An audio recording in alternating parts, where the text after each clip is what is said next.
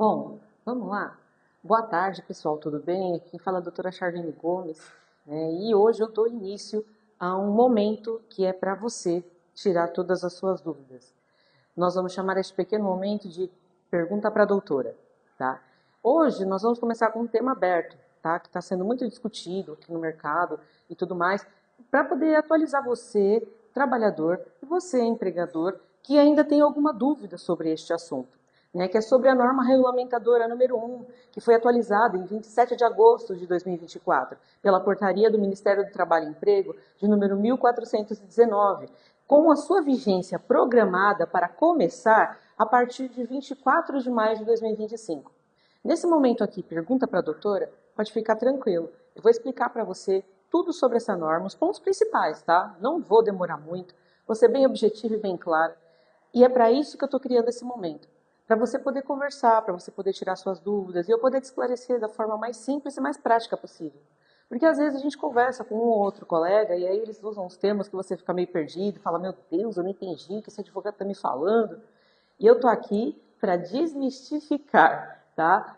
O linguajar jurídico. Porque para você ter uma ideia, o linguajar jurídico ele é uma coisa muito simples. Tá? Não precisa usar a jurisprudência, a vacância. Não, olha só que básico, hein? Já te falei. Ela começa a funcionar a partir do dia 25 de maio de 2025.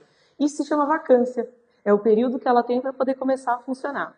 Agora vamos falar um pouquinho sobre INR, porque às vezes você escuta, né, fala, INR disso, INR daquilo, para que serve isso, né? Qual é a função desse negócio? Eu vou te explicar. Vamos lá. Primeiro eu tenho que te dar uma pequena introdução para você poder entender, né, sobre questão de INR e tudo mais. O que significa INR? Primeiro, INR é norma regulamentadora. Tá? E aí, hoje, no Brasil, tá? Até o ano de 2024, até janeiro de 2024, haviam existentes e válidas 38 normas regulamentadoras registradas no Ministério do Trabalho e Emprego. Ou seja, existem 38 normas. Tá? E dentro dessas 38, hoje nós vamos falar da principal, a primeira, que é a qual? A que gera o parâmetro para todas as demais. Tá? E aí o que você precisa saber também? Essas normas elas são disponíveis para sua consulta no site do Ministério do Trabalho e Emprego. Se você tiver dúvida de alguma, se você quiser saber para que serve, é só entrar no site do MTE e poder pesquisar. Lança lá, coloca norma regulamentadora número tal. Aí ela aparece todinho e você vai saber do que ela trata. Beleza? Então vamos lá. Primeiro, como é que são criadas as NRs, que são as normas regulamentadoras? Elas, primeiro, tem que ter um tema definido a ser abordado. Depois, ela tem que ter um texto elaborado, tá? Um texto criado de uma forma clara, objetiva, mostrando qual é a sua função, para que ela vai ser utilizada. Depois, ela é publicada no Diário Oficial da União, para então ela começar a ter uma data para começar a valer, ou para valer a partir da data da sua publicação. Aí depende do que for estabelecido. Tá? E ela é instalada dentro de um grupo tripartite, que é o GTT, é o Grupo de Trabalho Tripartite, composto por representantes do governo, composto por trabalhadores e empregadores. E aí, depois de tudo isso, ela é aprovada e ela é, como eu disse, publicada para falar, ó, a partir de X data começa a funcionar, ou então a partir de agora ela funciona. Beleza? Então vamos lá, continua aqui comigo. Olha só. O que são as NRs? As NRs, elas são orientações e medidas de segurança que se adequam à realidade do trabalho. O objetivo dela é proteger o trabalhador e prevenir acidentes do trabalho. Esses são os objetivos das NRs. Elas existem para poder proteger o trabalhador e também o empregador. Tá? Por quê? Porque se o empregador segue direitinho o que está lá na NR, ele não tem problemas no futuro. Com insalubridade, com periculosidade, com acidente do trabalho, coisas afins. Por quê? Ele fala, poxa, eu estou obedecendo as regras, eu sigo todas as normas, então eu não tenho risco aqui. E aí, na hora de uma constatação, que é o que é isso? É uma perícia, se comprova que você seguia a NR, então você fica tranquilo, você está coberto. Tudo bem? E aí, o que mais que você precisa saber? A norma regulamentadora número 1, que é a que está tendo essa transformação toda, que vai começar agora esse ano, ela trata da disposição geral e do gerenciamento dos riscos ocupacionais. Ou seja, ela é a primeira norma regulamentadora e determina as demais normas relacionadas à segurança e medicina do trabalho. Ou seja, ela deu origem a tudo. Ela que mostra como é que vai ser, como deixa de ser, qual é a funcionalidade, qual é a regra que vai ser aplicada, qual é o direito que vai ser garantido. A revisão da NR1 ela foi decidida durante uma reunião da Comissão Tripartite Partidária Permanente, que é composta por representantes do governo, sindicatos e das confederações dos empregadores, sindicatos de trabalhadores e das confederações. Essa comissão tripartite, que é conhecida como CTPP, realizou a sua 10ª reunião extraordinária em 30 de julho de 2024, quando foram discutidos e aprovados os pontos de pauta cruciais a serem reformados dentro da NR e dentro de um ambiente de trabalho. E aí um dos destaques é a recente atualização do capítulo 1.5 da NR1, que trata do Programa de Gerenciamento de Riscos, que é o famoso PGR. Toda empresa tem que ter um gerenciamento de risco adequado e seguro. Para quê? Para evitar problemas lá na frente. Porque, por exemplo, se você não tem um programa de gerenciamento de riscos, se acontece um acidente, se um empregado fica doente, como é que você vai buscar o seu respaldo para poder se defender, poder demonstrar que aquilo não está relacionado ao trabalho? Ou ainda você, trabalhador, quando você fica doente, se você sofre um acidente, como é que você vai fazer para provar que aquilo está relacionado ao seu trabalho? Para isso existe a norma regulamentadora. E aí, essa atualização que vai acontecer, ela abordou principalmente os riscos psicossociais, que são fatores do ambiente de trabalho, que podem afetar negativamente a saúde mental e o bem-estar dos trabalhadores. Por quê? Normalmente, os riscos gerenciados pela ANR estavam relacionados ao quê? A equipamentos de proteção individual do trabalho, estavam relacionados à atividade laboral propriamente dita. De repente, um exemplo, uma indústria, tá? Estava relacionado ao cara que está lá na linha de produção, que estava mexendo direto com a máquina, né? Que estava tendo direto contato com a caldeira. Ou ainda o pessoal, por exemplo, os eletricistas, que estão mexendo direto com a eletricidade, tratava diretamente disso. Mas esse adendo, ele vem falar excepcionalmente dos riscos psicossociais. E quais são esses riscos, doutora? Você me pergunta, e eu te explico. É o estresse. É o assédio moral e sexual dentro do local de trabalho. É a sobrecarga de trabalho. São metas excessivas e imbatíveis. A falta de suporte organizacional e jornadas prolongadas. E sabe por que essa comissão se preocupou em fazer essa adequação? Eu vou me aprofundar um pouquinho mais aqui para vocês. Porque desde 2018, o burnout foi enquadrado pela OIT como doença relacionada ao trabalho. E o que é o burnout? Burnout é o esgotamento total do trabalhador.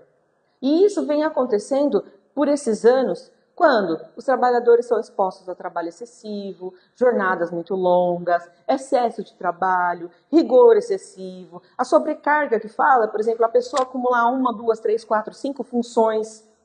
Então, isso foi tratado para evitar e amenizar o risco desta doença ao trabalhador, ao ser humano, a você. E também para proteger o empregador, para que ele tenha meios para evitar esse tipo de problema dentro do seu local de trabalho. Tudo bem, galerinha? Então vamos lá, olha só. O que mais que eu preciso te explicar aqui? Eu já te expliquei o que é a NR, eu já te expliquei sobre a atualização dela, quando vai começar, e aí a vigência dela começa efetivamente 25 de maio de 2025. E quais são as principais mudanças que essa NR vai trazer depois dessa atualização?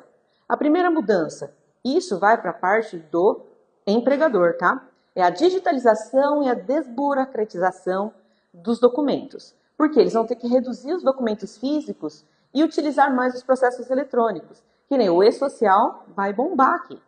As empresas elas vão ter que estar respaldadas de forma sólida na utilização do e-social, porque este vai ser o canal onde eles vão armazenar a sua documentação, onde eles vão armazenar tudo o que eles precisam para poder se respaldar, para evitar danos ao trabalhador e danos à sua empresa. Outro ponto essencial que vai mudar é o gerenciamento dos riscos ocupacionais, que é o GRO. Vai ter uma integração efetiva com o programa de gerenciamento de riscos. Ou seja, vai ter que ser efetivo, os dois vão ter que andar juntos para poder evitar problemas depois para a empresa. Capacitação e treinamento. Os empregadores vão ter que gerar flexibilização e aceitação de modalidades presenciais e online. Ou seja, essa história, esse burburinho que a gente tem por aí, de que o home office vai acabar. Não, não pode. E por que não pode acabar o home office? Porque, querendo ou não, ele interfere diretamente no sistema psicossocial do trabalhador no ambiente de trabalho. Temos também ainda as responsabilidades do empregador, que tudo bem, já são muitas, mas elas vão precisar ser obedecidas à regra. Que elas devem ser apresentadas ainda com maior clareza sobre as obrigações da sua prevenção dos riscos e a segurança aos trabalhadores. E ainda teremos a inclusão de créditos de auditoria, ou seja, possibilita os auditores digitais fazerem toda a sua avaliação por meios mais rápidos de fiscalização, ou seja, vai ser tudo feito online. Tá? E aí, quais são as necessidades de atualização das empresas? O que as empresas precisam estar atentas? Elas têm que estar atentas à adequação do sistema para a digitalização do registro de informações, para que quando os auditores do trabalho forem fazer uma fiscalização, eles tenham esses documentos disponibilizados da forma mais rápida e mais simples possível. Tem que ter a revisão e a implementação de novos processos conforme o GRO e o PGR, porque, como eu lhe disse, os dois têm que estar casados, completos, têm que estar de forma clara, para que o auditor tenha fácil acesso e o trabalhador, quando precisar, também. A atualização de treinamentos internos para entender os novos requisitos da norma. Ou seja, esse treinamento não vai ser só para os colaboradores entenderem o que é, mas para que eles ponham em prática para evitar que aconteça algum acidente relacionado a estas mudanças. Que é o quê? É a prevenção do risco. É a forma de evitar o risco. E a revisão das responsabilidades de gestores e colaboradores na segurança do trabalho. Ou seja, a responsabilidade vai ser compartilhada entre trabalhador e empregador, e isso vai gerar uma saúde ambiental muito mais segura, muito mais sólida e muito mais equilibrada, onde todas as partes vão, de comum acordo, ter os seus benefícios. Não é legal isso? Por isso que é importante a gente ter esse tipo de conhecimento. E ainda, as empresas que serão mais afetadas com a mudança, que é esse pessoal que hoje eu estou aqui para chamar atenção. Fiquem espertos. São as empresas da indústria de grande porte, porque elas têm a necessidade de maior integração dos processos de segurança ocupacional. As empresas da construção civil, com a implementação de novas diretrizes de treinamento e gestão de risco. As empresas dos setores de serviço, porque elas precisam cumprir as exigências de adequação aos treinamentos e registros eletrônicos. E, por fim, as empresas de pequeno e médio porte, porque são as empresas menos assistidas, são as empresas que mais têm dificuldade aos acessos dos canais, tanto do governo como de outros meios, para poder obter os treinamentos e as informações necessárias para repassar para o seu pessoal. Tá? E também porque eles terão maior impacto na digitalização dos processos de segurança e gestão de risco. Porque muitas vezes um microempregado, um microempreendedor, ele não tem o conhecimento jurídico necessário para poder aplicar um treinamento de prevenção de risco. Porque muitas das vezes nem ele sabe o que é. Então, por isso que eu falo, essa é a oportunidade, esse é o momento. Pergunta para a doutora. A doutora vai te explicar, vai te ajudar e vai te conduzir a construir isso de uma forma segura e eficaz para você, para o seu empreendimento e para você, trabalhador, entender quais são os direitos que você tem e qual é a segurança que você vai ter. Aí, diante disso, o que a gente tem que ficar atento? Onde é que tem que piscar a estrelinha aqui das maiores informações? É a questão que a alteração na NR1 visa modernizar e facilitar a segurança do trabalho. Também é importante deixar guardado que as empresas elas devem se preparar para cumprir as novas exigências até maio, porque a partir de maio vai rolar penalização, vai rolar multa, vai rolar fiscalização. Então tem que correr, porque vocês ainda têm até maio, a gente já ainda está em fevereiro. E também a atualização ela é essencial para evitar penalizações e garantir um ambiente de trabalho seguro. Então veja, se você, empreendedor, microempresário, estiver atento a isso, for uma pessoa antenada, buscar informações, você vai conseguir se defender. Agora, caso contrário, você corre o risco de ser autuado, ter que pagar uma multa violenta, porque você não se preparou dentro do tempo que precisa. Então, se você tem essa dificuldade, você tem dúvidas, você quer melhorar o seu procedimento interno, o seu programa de segurança de risco, tudo, pode me procurar, estou aqui à disposição. Deixa a mensagem aí no chat. Aqui no Instagram tem o meu contato. Manda mensagem para mim. A gente marca, conversa, faça uma reunião sem compromisso. Te mostro os pontos fracos da sua empresa e te ensino o que você pode melhorar. E você, trabalhador, se tiver dúvida, aqui está o caminho das pedras para você conseguir, de repente, o benefício da aposentadoria especial.